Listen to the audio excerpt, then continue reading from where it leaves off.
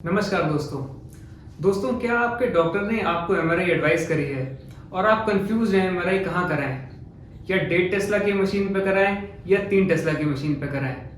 या आप ये कंफ्यूज हैं कि कहीं सेम एमआरआई 1000-1500 की हो रही है, कहीं 2-3 हज़ार की हो रही है, कहीं 4-5 हज़ार की हो रही है और कहीं ये सेम एमआरआई 7-8 हज़ार की हो रही है, तो हम इनमें से कहाँ कराएं? तो दोस्तों इस वीडियो में हम आपके सारे डाउट्स क्लियर कर देंगे। नमस्कार दोस्तों, मैं डॉक्टर अभिषेक जैन, आर्थ्रोस्कोपी, स्पोर्ट्स इंजरी और joint replacement specialist, Jain hospital Gurgaon से।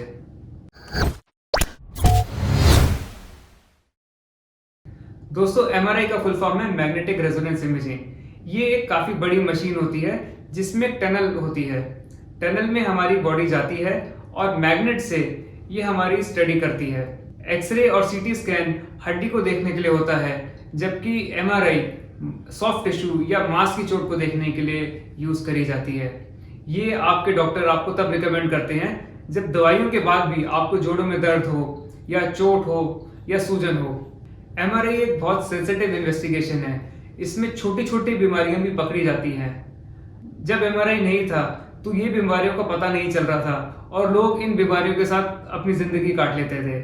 बट अब एमआरआई की वजह से हमें ये नई बीमारियां, छोटी छोटी बीमारियां पता चलती हैं, उनका इलाज हो पाता है और मरीज अपनी नॉर्मल लाइफ जी पाते हैं।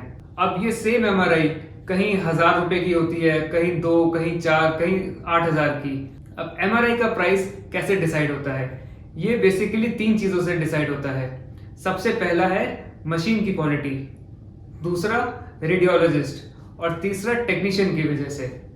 अब पहले बात करते हैं मशीन की क्वालिटी। मशीन की स्ट्रेंथ टेस्ला में मेजर होती है। ये आधा टेस्ला, 1 टेस्ला, 1.5 टेस्ला या 3 टेस्ला की मशीन होती है। जितना ज्यादा टेस्ला उतनी ज्यादा स्ट्रॉन्ग मशीन, उतनी साफ इमेज आएगी, उतनी दिक्कत जल्दी पकड़ी जाएगी और अच्छी तरह पकड़ी जाएगी। दूसरी चीज आती है रेडियोलॉजिस्ट। दोस्तों रेडियोलॉजिस्ट वो डॉक्टर होते हैं जो आपकी एमआरआई को देखते हैं और देखकर रिपोर्ट बनाते हैं। वो बताते हैं कि आपकी एमआरआई में क्या दिक्कत है, एसीएल टूटा है, मेनिस्कस टूटा है, रोटेटर कफ की दिक्कत है। तीसरा फैक्टर है टेक्नीशियन। दोस्तों टेक्नीशियन वो एमआरआई का स्टाफ होता है जो आपकी एमआरआई करता है। आपको ठीक से पोजीशन बनाना, प्रोब लगाना, ठीक तरीके से एमआरआई करना, वो उनका काम होता है। तो दोस्तों इन तीनों चीजों से एमआरआई की मशीन, रेडियोलॉजिस्ट और टेक्नीशियन, इन तीनों को मिलाकर एमआरआई का प्राइस डिसाइड होता है।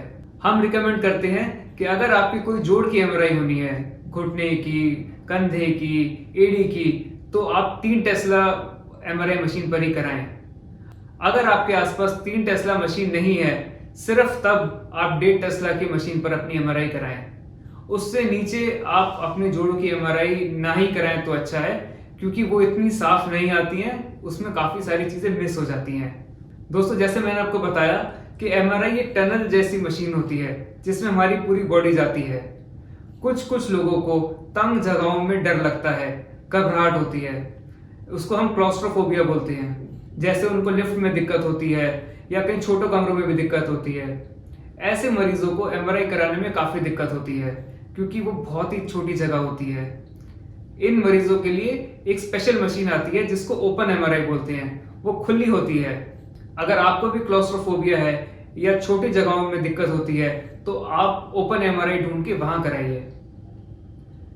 जब भी एमआरआई हो रही होती है तो एमआरआई की मशीन से काफी शोर होता है, काफी आवाज होती है। कुछ पेशेंट्स उस आवाज से तंग हो जाते हैं, ठीक से एमआरआई नहीं करा पाते हैं। इस चीज के लिए आजकल कहीं कहीं साइलेंट एमआरआई भी होती है। ये नई मशीन है जिसमें शोर बहुत कम होता है। कुछ अच्छे सेंटर्स में पेशेंट्स को हेडफोन्स भी दे देते हैं ताकि वो आराम से लेटे गाने सुनते अपनी एमआरआई करा सकें। दोस्तों जैसा मैंने आपको बताया कि एमआरआई में मैग्नेट्स होते हैं जिससे इमेजिंग होती है। तो अगर आपकी बॉडी में कोई मेटल है, जैसे artificial joints, orthopaedic implants, plates या नेल्स, कार्डियक स्टेंट्स या दांतों में फिलिंग, तो आप अपने डॉक्टर से 2 चीजें पूछिए। सबसे पहली चीज, क्या उन इम्प्लांट्स के साथ मेरी एमआरआई हो सकती है या नहीं? तो दूसरी चीज आप ये पूछिए कि उस इम्प्लांट से आपकी एमआरआई क्वालिटी में कोई असर आएगा या नहीं। जैसे अगर आपकी घुटने की एमआरआई होनी है और घुटने में प्लेट लगी हुई है, अगर आपके डॉक्टर कहते हैं कि एमआरआई हो सकती है आपकी, तो बहुत अच्छी बात है। मगर उस प्लेट से आपकी घुटने की एमआरआई में डिस्टरबेंस आएगी और इमेजेस इतनी साफ नहीं आएंगी। तो अगर आपकी बॉडी में इम्प्लांट है या स्टेंट है या कुछ भी लोहे की चीज़ है, तो ये दोनों चीज़ें आप अपने डॉक्टर से क्लियर करिए और फिर उनकी सलाह से आप एमआरआई कराइए। दोस्तों, उम्मीद है इस वीडियो में मैंने आपके सारे डाउट्स और कंफ्यूजन क्लियर कर दिए होंगे एमआरआई के बारे में। अगर आपको फिर भी कोई डाउट है या आप कुछ पूछना चाहते हैं तो आप हमसे संपर्क कर सकते हैं। धन्यवाद।